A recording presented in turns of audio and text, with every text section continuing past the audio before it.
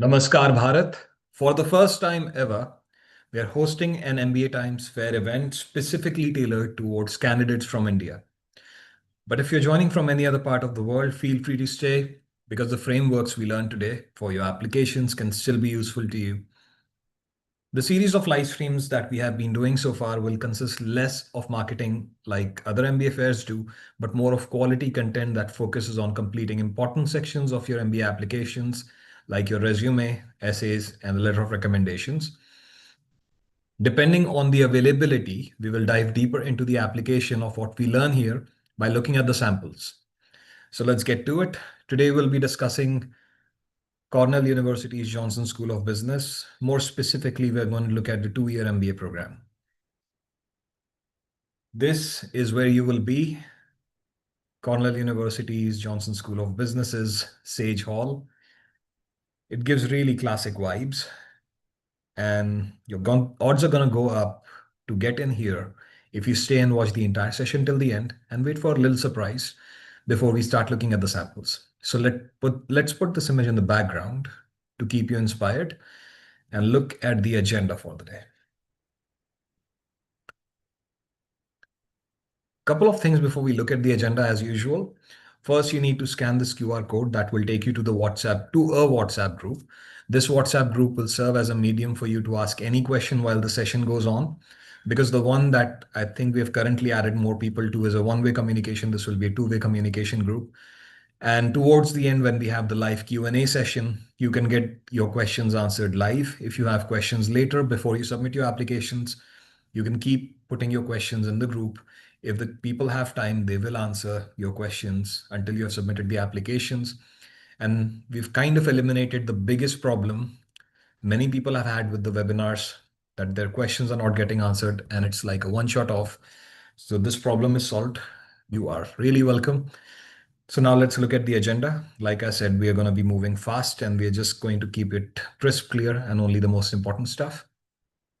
We'll look at what values define the business school and what the class profile looks like, which will help you understand first the statistical requirement when you look at the class profile, and second, the personality fit, because every school looks for a certain kind of personality. So that will be something that they look for.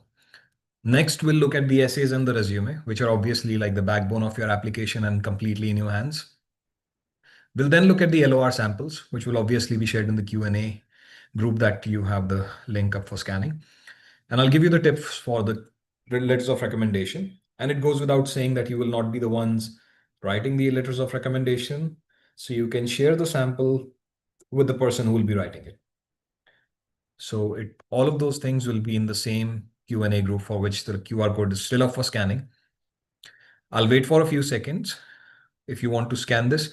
Also, towards the end, when we end the whole session, I'll put this slide back again so you can scan it later also if you want. But I'll just wait for 5 more seconds and we'll move on to the first section.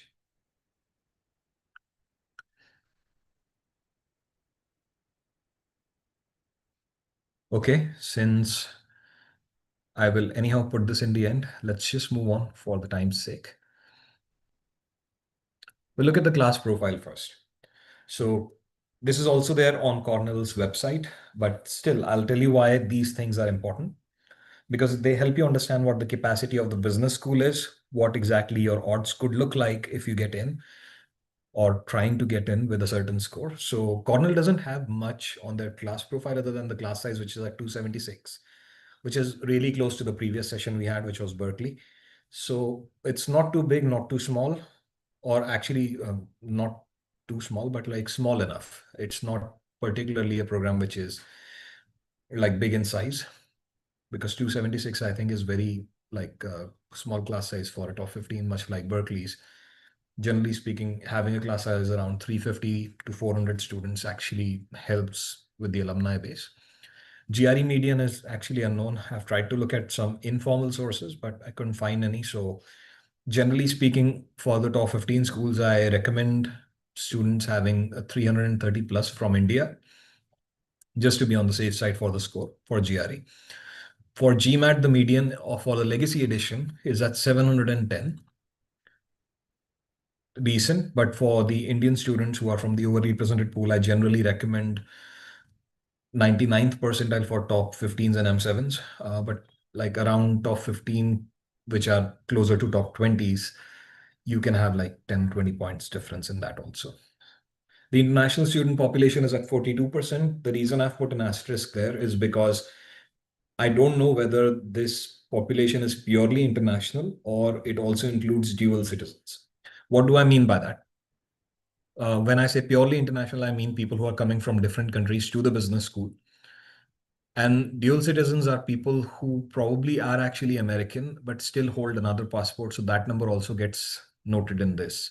So I don't know what the fluctuation looks like, but some schools like Tuck has reported both those numbers with 22% purely internationals and then 34% foreign nationals, which also includes dual citizens. That's a healthy way of looking at this. Another way of looking at this would be to look at the employment report of the school and look at the non-permanent residents. That's another way of getting the number of how many people are there in the class from like maybe 2 years ago, but it still gives you an estimate. Work experience is similar to most of the other schools that we've been seeing lately, which is 5.3 years, skewed towards the left. So anywhere between 3 to 8 years of experience should be fine to get into the program. It also depends on what your goals are, what your demographics are. In general, like if you're within the 4 to 6 years range, that's the sweet spot to be in. Looking at the values, the first value is excellence. And this is actually the core value. So basically, if you're someone who strives for something greater, strives for excelling at everything you do, that's what Cornell wants. Any student that comes at Cornell and is trying to do something in the future has to have an excellence attitude. That's basically what is also written on the website. The second value is about inclusion.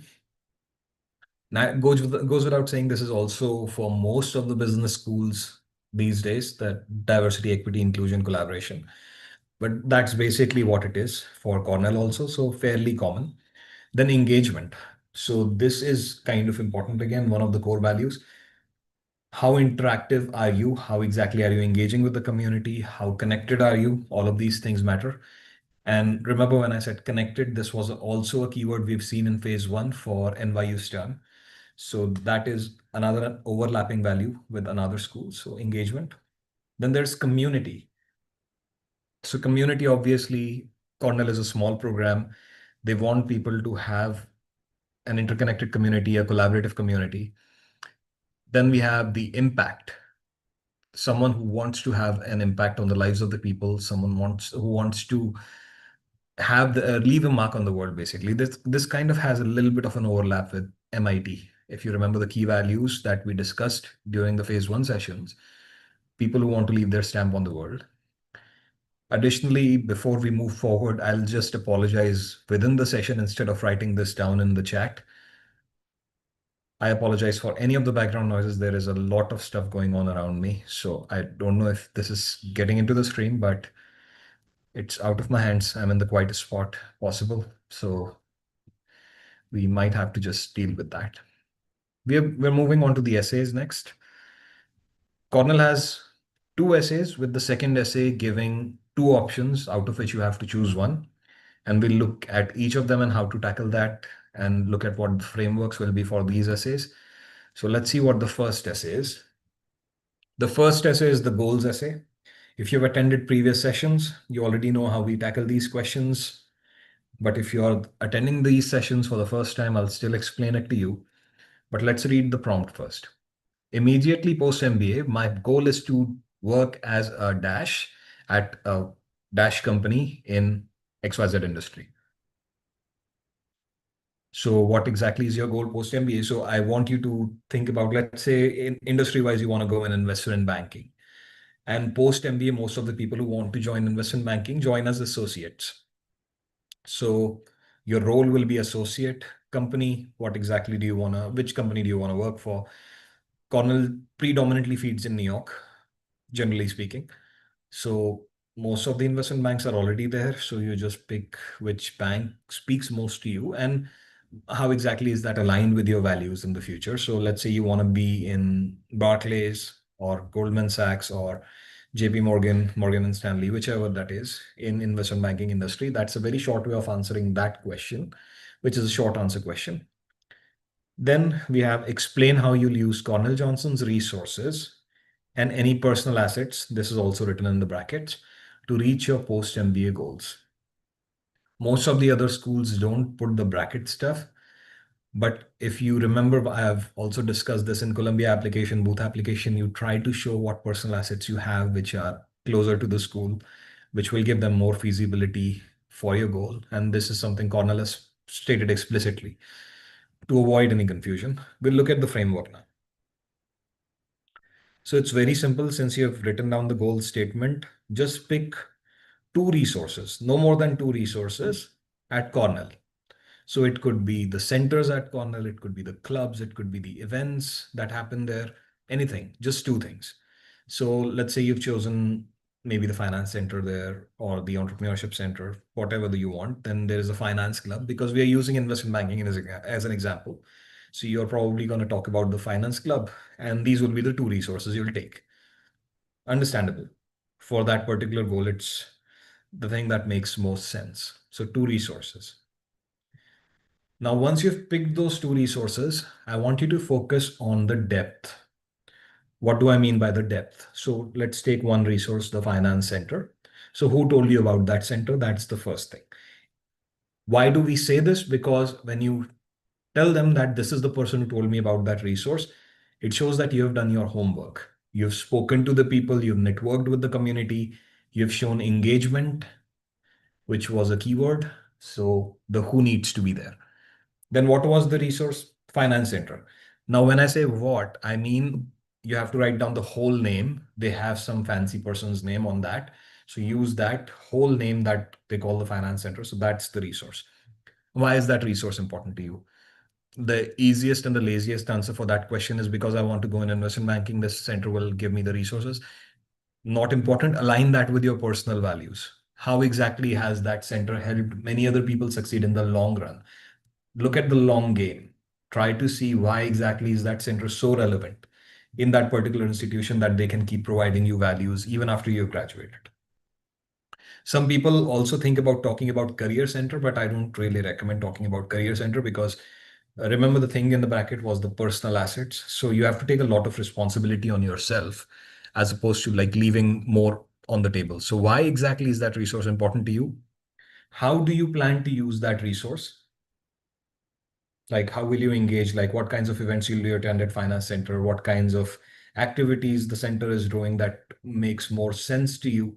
So align that with your how exactly you're going to use that resource, and then when, if possible. So if possible, you can also include when, which is basically when do you plan to use that resource. So usually in the first semester people are not really free. So in the second year or even in the second semester, how exactly will you be engaging, where will you start, how will it go, what competitions could you be participating in when those competitions happen. These things come out of your research. So this is the depth at which you have to go when you talk about one resource. And if you've also attended the previous session, I've said that there is an informal rule that I've assigned for the resources, which is 150 words per resource. So if you're talking about finance center, you have to dedicate 150 words talking about who told you about the resource, what the name of the finance center is, why is that resource important to you, how will you utilize that resource, and when. That's basically the idea. And then connect with your motivation, finally. What is your motivation behind going in investment banking? Maybe you just want to make more money, but that cannot be the motivation because first you will get rejected, most likely, because that's a very lazy way of writing your motivation. But what exactly drives you into investment banking if you want to be in investment banking? What drives you there? The working hours are crazy. The payment is fine, but you can't talk about money. So what's the personal association? So let me give you an example here. I worked with someone who like wanted to go in the real estate asset management or investment side. And he told me that the reason he wants to do that is because he has seen poor infrastructure his whole life. And he believes that driving infrastructure purely because you have to will not lead to a good future. He wants to invest in an ESG capacity into the real estate infrastructure in certain places. So when he becomes more powerful in terms of the investment side, he will be able to make those decisions and help those assets grow because that's what motivates him, because he will be able to change the world or create a better world through his investments. Now, that's a motivation worth having. And yes, that person obviously succeeded. But at the same time, you have to think about your personal motivation to do the things you do. So, this is what I mean by motivation. And that's basically what essay one is about. So, when you talk about two resources, 150, 150, and then the motivation, how exactly is it aligned with Cornell's values, which we discussed on the class profile slide, and then show it to them that you're a good fit for the university, because this is how you will be proceeding. Simple, straightforward, nothing too much to think about in this one. Very straightforward essay. If you've attended my previous session, you already know how to tackle the goals essay, just exactly how we have done now. And the only thing that has changed is like the sequence in which I position motivation and how exactly I pick the resources, because it depends on many factors. And in terms of resources, you can also talk about your own resources. Like if you have connections in New York City and maybe you have like a relative who is a partner in some of the big firms, that's great. That's a resource. Not because of nepotism, but because the fact that you can actually have free mentorship from someone who already has insider tips for you and maybe your classmates. That's a value. Cornell values people who bring value to the class. And that brings me to the second question, which is the community essay. So the question is, at Cornell, our students and alumni share a desire to positively impact the organizations and communities. How do you intend to make a meaningful impact on the Johnson community? And there is also the second essay, but here's the deal. They are giving you two options, but the basis of essay number two is exactly the same, which is what legacy will you leave at Cornell? And before we move forward, let me just show you the essay prompt two, which is uniqueness essay. What is something unique about you that others will remember you by? And how will this trait help you contribute and engage with Cornell MBA community? So it's the same thing, but you're putting your uniqueness in the first half of the essay and showing what will you do with this unique trait and engage with the community. So usually here you have to show some engagement. I don't think we are ready to move on to resume yet, but let's move back. Okay. So just to remember this, the first essay is what many of the other schools like Duke and others have asked. And if you've attended those sessions, I've already given the framework. So how exactly should you be tackling this? Pick two resources. The same, it could be the same resources that you talked about in the goals essay. But if you want to expand a little bit, this is a good opportunity for you to do that. Then how do you intend to make a meaningful impact on Johnson's community? So basically, in the previous essay, you've already talked about how you will utilize the resource. Now it is time for you to show your research and tell them how exactly will you be contributing to that resource. Maybe you want to be a VP of something, maybe VP of marketing, VP of finance in the student government. That is great. Why do you want to be a VP of finance? That should be the next thing. Same resource rule. Who told you about that particular position? What is the position? Why do you want to take that position? How will you utilize your position and give to the community, because it is about Johnson community. So it's an outward focusing essay. So when you talk about what it will bring to others, how do you plan to do that? Maybe you want to bring in more speakers, people who are probably higher up in investment banking, to help people make more connections in this particular industry. So that could be another way of giving back to community. So more giving attitude, less taking attitude in this essay. And that's basically it. Align it with Cornell's values. How exactly are you engaging with people? How connected you are? How you're striving for excellence so that Cornell also gets lifted along with your, the things that you bring to the class. So that's basically the idea. You have to show more giving values and then just limit that to two resources and end with, this is how I want to leave an impact on Cornell. And in the future, I want to be known for X, Y, and Z. So that's the legacy you leave. Now, that last statement becomes your first statement in the uniqueness essay, that the one thing that you want to be known for and is your uniqueness is your level of engagement, maybe your networking skills, maybe something else. So it's entirely up to you how you tackle these essays, but at the same time, limit yourself to two resources, no more than that. And remember the resource rule. Who told you about the resource? What was the resource? How exactly will you be contributing to the community through that resource? And why is that resource important to you? That's basically the idea. And that's basically it. Both the essays are asking the exact same thing. And when we look at the samples for the essay, you will understand what I'm speaking about. Resume. I know we had just skipped the second essay and just come to this, but resume is basically the face of your application and literally the first thing many people see when they like network with you, when they have a virtual coffee chat, anything. So how do you structure your resume? So remember this acronym, FCQBG. That's the acronym. And where F stands for format, C stands for consistency, Q stands for quantification, B stands for branding, and G stands for goal. And we'll start with the format first. So resume obviously needs to have some important sections like your name, like your email address, phone number, and if possible, your LinkedIn profile. On the top section, everyone knows that. It's usually followed by education, employment, and extracurriculars, etc. And before we move forward, if anyone has attended the previous sessions and wants to leave, by all means, go ahead. You can just join in the Q&A directly because we're literally going to talk about exactly the same stuff for the resume for Cornell as we have done for others, because that's basically it. So moving on, like usually I don't suggest a specific format for the resume, but I still believe that only the most important section should be kept because the space is limited and you only have like one page. So what do I mean by only the most important sections? Let's say you're an engineer. In India, you've worked for some tech company as a software engineer.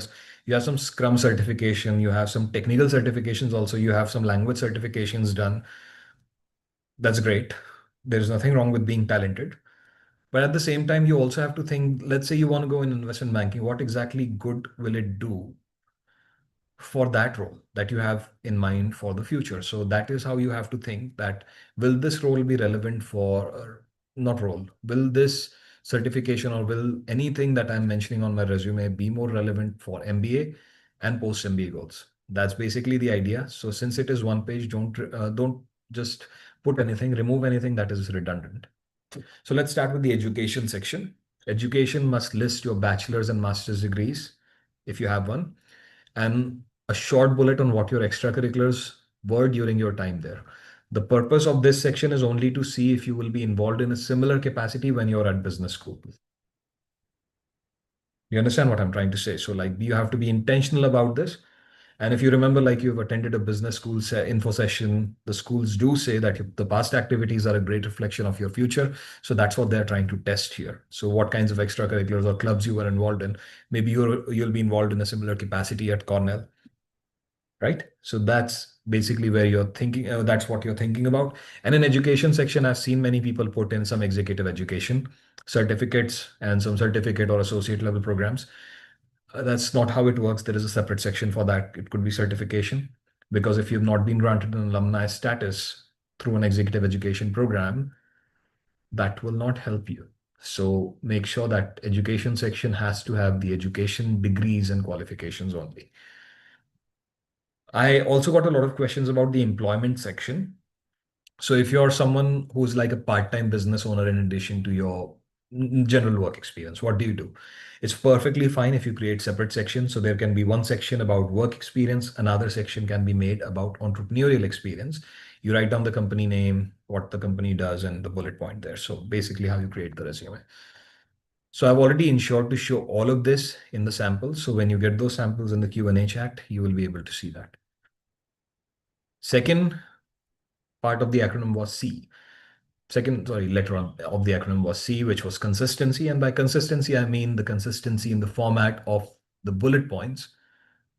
And the most popular industry format is PARS format. So PARS basically stands for problem, action, results, and skills used. So you can already understand from the acronym that it suggests that you start by defining the problem that you're trying to solve first. It could be marketing related, engineering related, HR related, whatever your function is. And it will help the business in some capacity, obviously, to succeed, or the company you're working for succeed. Then move on to define the actions you took to address the problem.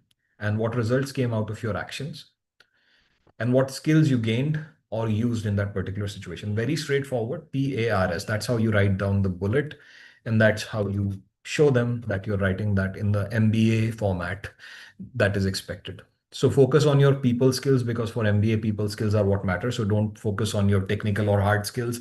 Don't put any jargon or any kinds of like industry keywords that the admissions team cannot understand. Think about it this way, like if a 12-year-old can read your resume, you've succeeded. Not just any special 12-year-old, any 12-year-old. So that's basically how you need to simplify the language. PAR now just stands for PARS format with skills section removed. Simple, like PARS was problem, action, results, and skills. PAR is problem, action, and results.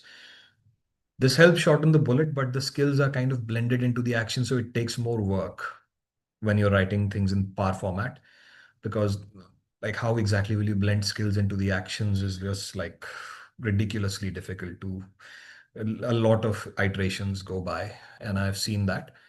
And other than the PARS format and the PAR format, we have the RAS format, which is results, actions, and skills. So here we are putting the results first, which helps you make the impact come first.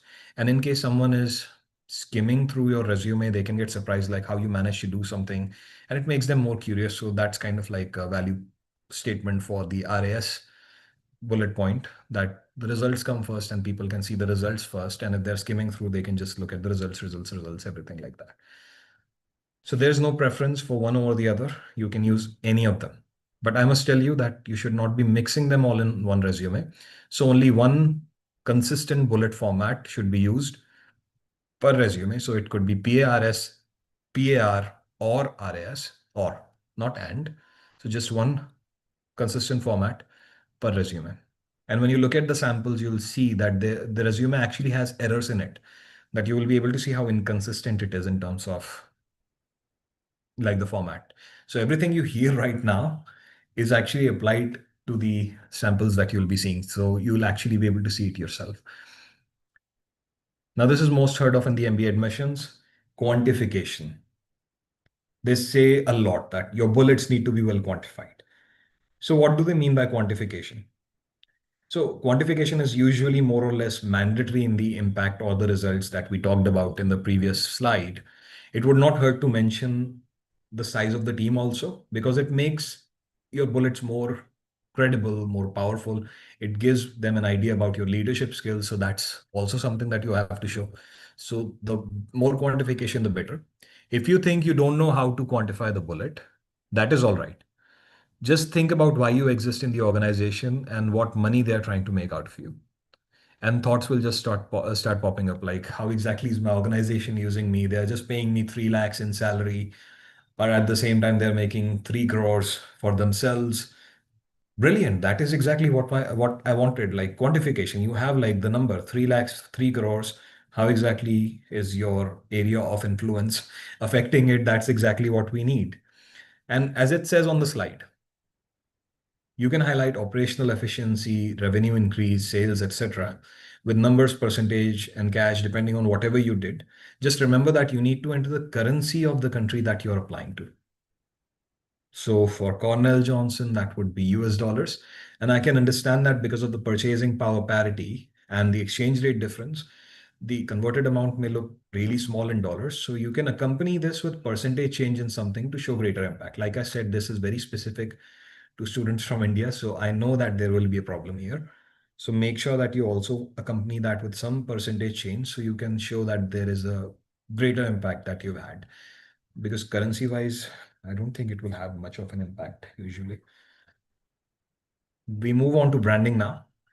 So branding is actually the most important thing in your entire application, assuming that everything else is fine. And how do I explain branding? I just generally use this phrase that's right there on the screen, that a hero can rarely be a sage and a sage can rarely be a rebel.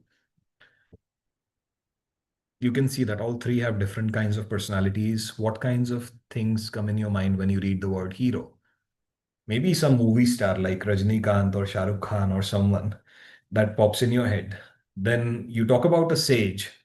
Sage personality, you immediately go back to the Vedic times where you have a saint sitting in front of a tree or someone like in those lines. Then we have a rebel, someone who challenges the norm, someone who is a revolutionary. Or in India, we just use the word krantikari, who challenges the norms, changes the systems. So different personalities. So you can see that yourself. A hero is someone who steps in and takes the responsibility for the people and solves their problem, and people rally behind them. Then a sage is someone who shares the wisdom and helps solve people's problems through the intelligence, and people rally behind them because of their intelligence, wisdom, and knowledge sharing. Basically, that's the idea. Then a rebel is someone that disrupts the status quo by creating something completely different from what used to be, and the rebellious attitude and uniqueness attracts people who rally behind them because they were too frustrated with the status quo. So, very different personalities, but people are still rallying behind each of them. They're still leaders. So, what kind of a leader are you? What kind of a business leader you are will define what your brand is. And this is all about self awareness. So, do you know what your leadership style is? How you like to lead people, how people follow you, and why people follow you? So, that's basically the idea. And you have to own your brand. Schools are looking for certain values, obviously. So, you have to align everything with the values because we discussed that from the beginning itself that everything has to be aligned with school's values, what kind of personality they look for. But that doesn't mean you will cheat your brand and think that you'll just force fit something and Cornell will just accept it. Usually it doesn't happen, and usually those are the profiles that get rejection first without an interview. So remember that you're a business leader, and the way you show your brand needs to stay consistent in your essays, resumes, and LORs, and people skills are what matter. So what do I mean by your brand needs to stay consistent in essays, resume, and LOR? Let's take the example of your recommender who has written the best review in the world for you, and the recommendation is glowing. 5 stars and everything is brilliant, but has labeled you or branded you somehow as a sage, someone who shares the wisdom, collaborates with people, engages with the community, and people rally behind you because you're someone who is like that. And because you attended our session today and you know what Cornell looks for, you kind of molded your personality and tried to fit yourself as a hero who is striving for excellence, creating something great, and people are rallying behind you because you're someone who is kind of like a star of some sort. So, not a hero, but a star. Star is also another brand. So, this is also a misalignment of what you're portraying yourself in the application versus what someone else is saying. So, you lose points on self awareness. You don't know what others perceive you as, or you just didn't take any steps to let them know that this is what I want my brand to look like to the recommender. So the recommender just ended up writing their own view, which could be flawed sometimes, because they don't know you. You are the only one who knows you. But still, like, you have to know what exactly you come across as to the other. So you lose a lot of points. And in schools which are extra competitive, like the top 15s, which Cornell already is, you lose points and you already lose the admission probably post interview because they have to select people based on alignment, and every small mistake can cost you. So you just lose points there, and that's exactly where you fall. So branding is important. Make sure everything remains consistent, not just in your essays and in your LORs, but also your resume. Then finally, we have your goals. This is actually the most overlooked part. People actually forget about this, that the resume needs to contain transferable skills which are more relevant to your post MBA goals. Now, here's how you can modify your resume to meet those requirements. First, let's understand what industry you want to target post MBA. In this particular presentation entirely, we have gone with investment banking. So let's take investment banking as the industry. What function do you want to go with? Associate, the generalist function. So it's fine. You've decided to go with the associate position. Great. Then the target company that you have in mind, Morgan Stanley, JP Morgan, Barclays, Goldman Sachs, whatever you have in mind, just choose one for now. And then school's feeder location for Cornell, that would be New York City in general. So once you get this information, just look at the job description by going on the internet, and you'll likely find it on their website, the company's website. So you can pick out the key skills from the job description and see if your bullets are matching any of those key skills. And then you plug those key skills or replace the current skills that you have put in your resume from your bullet points. So remember, I told you PARS format, so parse format. You just put the skills in the skills section that align more with what the job is looking for. Another better way of dealing with this is to use generative AI tools and let them give you the overlapping keywords, so you can also avoid some bias here. Because you can put the keywords in, you can put the job description and tell the generative AI to give you some overlap in terms of skills, and it will give you the overlap. I know most of you must be thinking I'm asking you to use AI in your application. It's not true. I'm just asking you to use AI as a tool to give you the overlapping keywords, not to create the resume bullets or not to create your application. So this is like using internet. That's all. You're not using AI to create your applications, and I'm not suggesting that. I don't want you to get rejected. So just letting you know in advance. And that completes the session for the day. And here we are at the end of the session. And the surprise for you before we move on to the Q&A and the samples on the chat. So MBA Times is offering the Hail Mary service at a discount of 50%. You'll only have to pay $250 per school, which is literally at the application fee. And if you buy this early enough, there could be some recommendations given to you on how to get the application fee waivers. And you'll get a personalized one-time feedback on your whole application, from your resume and essays all the way to your extracurriculars. Every single thing that goes into your application, you'll get a feedback on, one short personalized feedback. So if you found this session useful and you created the application using the tips that I've given in the session today, you can opt in for this service, and you can use this code Cornell Mega Fair 2025 to avail the offer. We also have bulk discounts available should you choose to opt for it. So the website will have an option to select the number of schools also. You can scan the QR code that's on the left, and it will take you to the website. If you're not able to scan the QR code, you can also visit MBA Times by going to www.mba-times.com/code to request the code yourself. And this offer is limited to the Mega Fair MBA registrants and attendees only. And if you're watching this, you are an attendee. So congratulations, you've already earned yourself a spot there. And you won't have to pay us 500 if you want to opt in for this service, and 250 will be the one. And as I promised you guys for the Q&A group, I'll share the QR code. I've shared the QR code right there, and I wish to see you now in the Q&A chat. So I'll end the stream and let's do the Q&A.